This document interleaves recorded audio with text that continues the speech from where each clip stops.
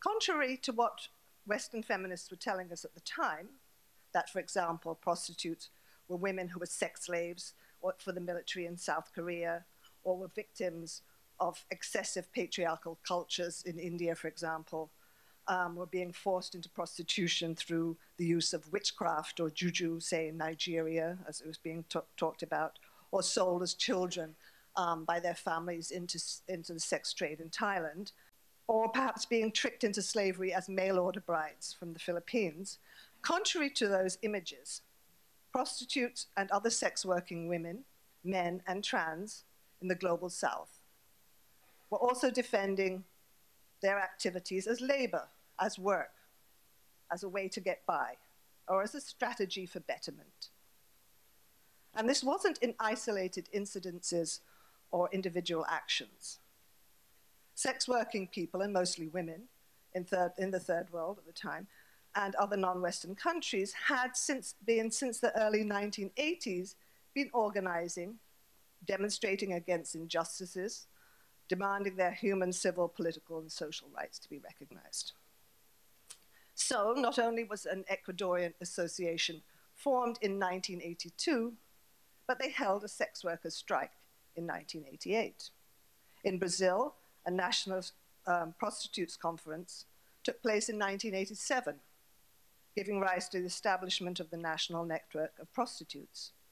And in 2002, a group led by Gabriela Leite influenced the Brazilian government to recognize sex work as autonomous, as an occupation. So those registered today as sex professionals in Brazil would be taxed as autonomous workers and were entitled to regular employment benefits, including maternity pay, a state pension fund, and medical care. A few days ago, I was in Mexico City, actually, with Ana Paula da Silva, who is the very new president of Davida, the large Brazilian sex worker organization that was formed by Gabriela Leite. And she actually sent copies of their newsletter, one of which is translated into English, and I'll leave some copies with Tracy here for you, for those of you who might want to see, about some of the issues that the Brazilian sex workers are actually dealing with. This issue is particularly around the Olympic Games a couple of years ago, but it also talks about a photography project that was done with sex workers in Brazil, and a really amazing documentation from the lens and from the perspective of various sex workers in Brazil. So some of that is covered in here. And you'll see some of that work. But to go back, in Uruguay, the sex worker organization inaugurated a childcare center and new headquarters after making its first public appearance in the annual May Day March in 1988. That's a good 30 years ago. Various new organizations were found in Latin America in the early 1990s, in Venezuela, in Chile, in Mexico, and Colombia. And 2 national congresses were held by the Ecuadorian Sex Workers' Rights Association in 1993 and 1994. Around the same time, around 400 prostitutes staged a protest against the closing of a brothel in Lima, Peru, with the slogan, "We want to work, we want to work." Today, Retrasex, a Latin American and Caribbean network of sex worker organizations in 15 countries in the region, which was founded in 1997, organizes around various political issues, including HIV and AIDS, prevention, human rights, violence prevention, labor rights, and reproductive health. They frame their struggle from the perspective of workers who fight for an end to violence against sex workers. Their politics are very heavily influenced by the work of ANMAR, a group that one of the first sex worker organizations in the region that had successfully organized as a workers' union and was established in 1995, and which provides a blueprint for the integration of sex workers into the labor movement. 1994, almost 25 years ago, we also witnessed the founding of the Sex Worker of Sweat in South Africa and the Maxi Linda Association in Suriname.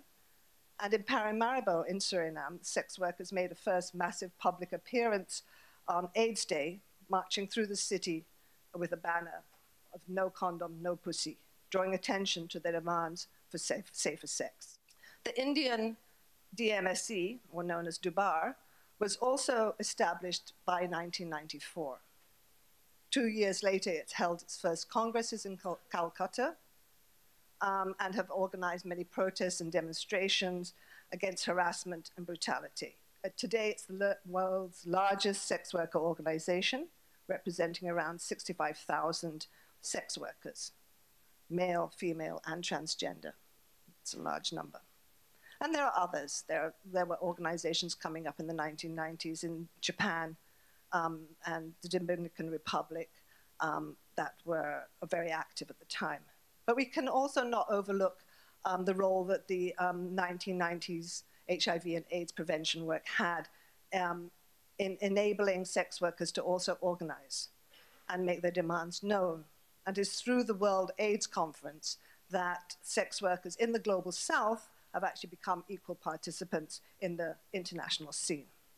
The health entry point, that HIV/AIDS particularly, has also led to the emergence of a number of autonomous sex workers organizations. The Global Network of Sex Work Projects, for example, which started in 1991 around questions of HIV, AIDS, and sex work, is today a much broader network and is a good place to connect to keep up with what is taking place globally around the world. And they have an enormous amount of resources online that you can access around service provisions, all kinds of health issues. They do a lot of excellent research as well. So in short, what we have is at least 35 years of sex workers collectively speaking out about social and political injustices, battling against stigmas and discriminatory laws, and fighting for dignity and basic human rights in non-Western Global South settings.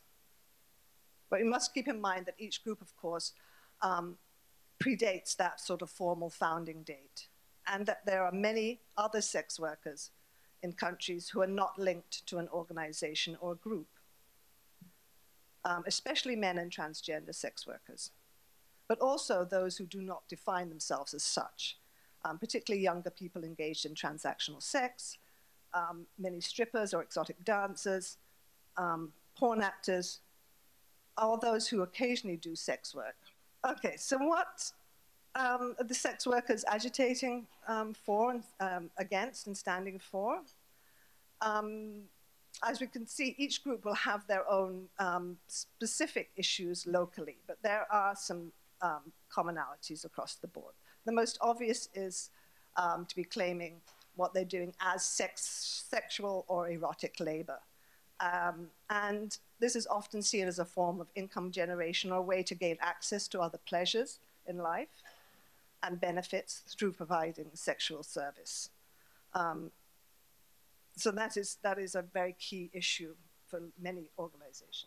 Secondly, that many recognize the laws against prostitution are harmful and hurt most sex workers, and I think you're all familiar with that argument, that the criminalization of the sale of or purchase of sexual or erotic labor and the prohibition of activities that are necessary in order to sell or purchase sex are harmful. These laws drive sex workers into unsafe, underground, unregulated spaces and arrangements, and into states of illegality as workers, as parents, as lovers, as human beings. Yeah? So there is a fight for decriminalization often, and for freedom from laws that criminalize the work that people are engaged in. Third, of course, there is the stigma of the whore stigma and homo and transphobia that operate widely against sex workers and keep in place the good girl, bad girl dichotomy that regulates female sexuality, as well as discriminatory practices against trans and male sex workers. there is, of course, the continual demand to end violence against sex workers. And that is not the violence that I'm sure many of you deal with as well in your own work.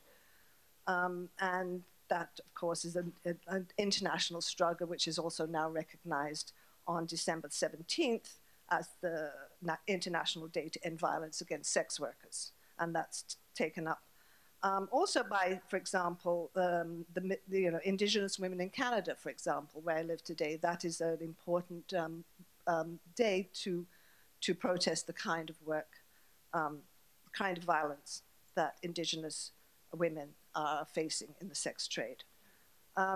Finally, there's the ongoing push for the decoupling of human trafficking from prostitution.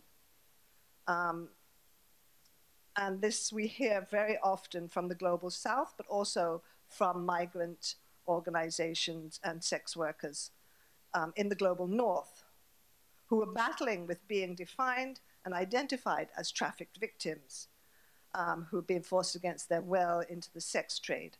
And that sort of idea of the trafficked victim often sets them up as sort of helpless, passive subjects who are to be rescued for their own good.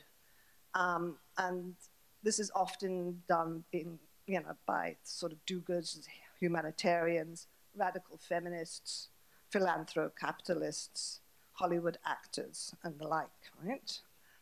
So this anti-trafficking rescue work is heavily, but not exclusively, premised on neo-colonial ideas about black, brown, and indigenous people, especially women, as being incapable of practicing self-determination. And it mobilizes discriminatory policies and laws, such as around migration.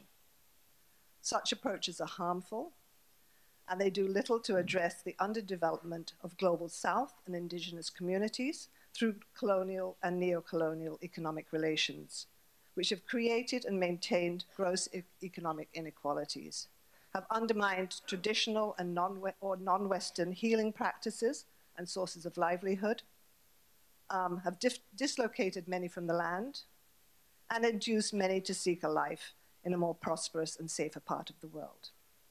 So sex work is for many people in the Global South and indigenous communities a chance to for a better income, to feed, house, clothe themselves and their family, to gain an education, to live independently, or to simply have a better or sustainable life.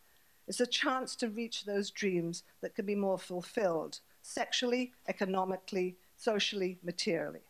We hear this from China through to Colombia, and it undoubtedly plays a role here in Hawaii as well. Struggles and demands for the recognition of rights of women, men, trans, and non-gender persons who sell or trade sexual labor is not a new issue, neither in the Global North nor Global South. It is not just about sex workers' rights per se, but also about work, sexuality, and life more generally. If humankind can recognize that sexual relations are not simply tied to notions of intimacy, love, or romance, but can be just as legitimately connected to work, income generation, material benefits, pleasure, or security, that would be a liberation. It could mean a particular kind of freedom.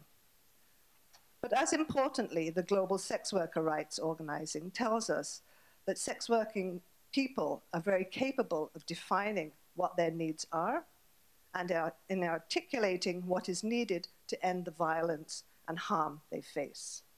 So although there is no single universal solution, and each country or community might develop different priorities in the struggle, what becomes clear is that it is those who care about human rights and freedom.